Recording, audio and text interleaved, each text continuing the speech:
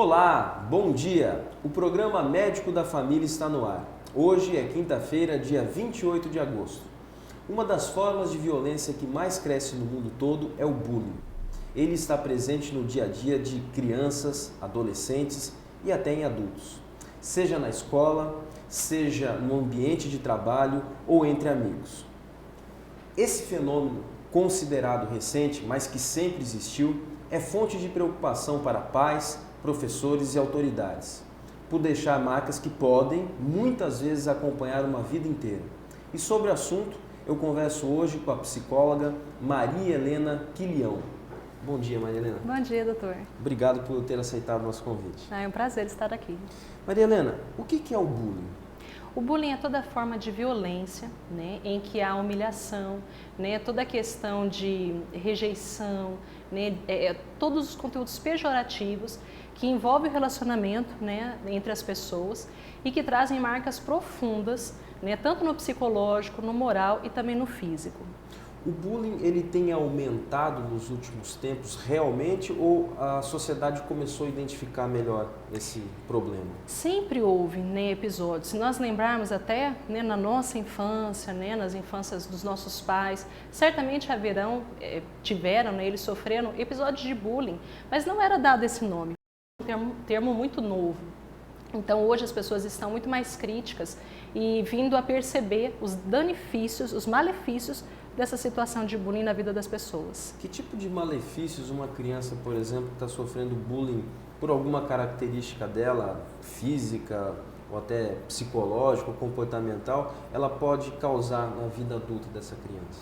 Olha, doutora, vamos dizer assim, em termos gerais, futuramente, possivelmente essa pessoa vai ter muita dificuldade em falar em público, dificuldade de interagir no ambiente de trabalho, né? Muitas vezes vai ficar na defensiva, vai se sentir inferiorizada, com uma baixa autoestima e pode até trazer dificuldades no relacionamento a dois. Então, assim, os malefícios do bullying na vida adulta, na vida do adolescente, são muito grandes. Por isso que é um problema que temos que sanar o quanto antes. Na sua prática clínica, você tem muitos pacientes que sofreram bullying e trazem isso até hoje? Com certeza. Né? Tenho crianças com quadros depressivos, adolescentes que pensam no suicídio e muitas vezes chegam a praticar por conta dessa exclusão social, né? Desses atos, desses comportamentos extremamente violentos que acabam que maculam, né, a autoimagem, a autoestima e ferem até o sentido de viver de muitas pessoas.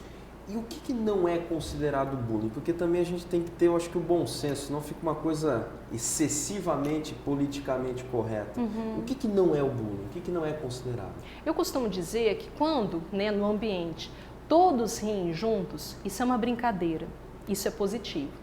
Quando muitos ou um ri de um determinado indivíduo, né, e esse indivíduo que sofre esse tipo de gozação, né, de humilhação pública, quando está havendo sofrimento, isso é bullying.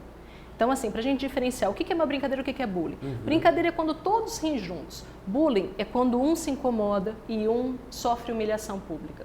Entendi. Como que uma criança, ou até mesmo um adulto, ele deve se portar frente a uma situação de bullying?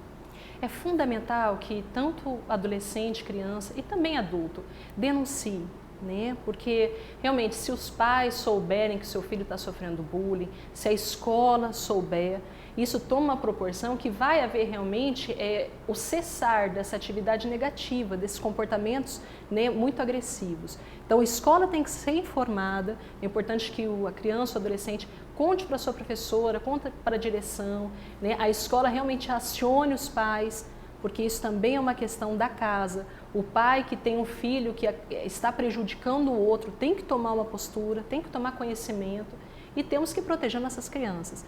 Né? E adultos não é diferente, existe alguém maior que possa e que deve, né, preservar a integridade física e psicológica dos outros. Então, denuncie, né, verbalize, fale, não sofra sozinho, porque isso é um malefício muito grande e vai certamente ter problemas futuros. Com relação às crianças e adolescentes, acredito que também que os professores, os adultos têm que tomar muito cuidado para também atuarem nesses casos? Sim, temos que proteger nossas crianças, né? Eles não têm o psiquismo que suporte esse tipo de violência, né? Então, o adulto a professora é responsável pelo que acontece na sua sala de aula, ainda que seja, vamos dizer, né, no período do lanche, do intervalo, tem que ter um adulto responsável para evitar que haja essa agressividade entre os jovens e as crianças. E qual que é a forma que os pais, tanto do aluno, ou da criança, ou do jovem que está sofrendo bullying, como aquele que está causando, provocando bullying, como que esses pais têm que agir com seus filhos? Olha, eu vejo o seguinte, doutor, nós somos responsáveis pelos nossos filhos, né?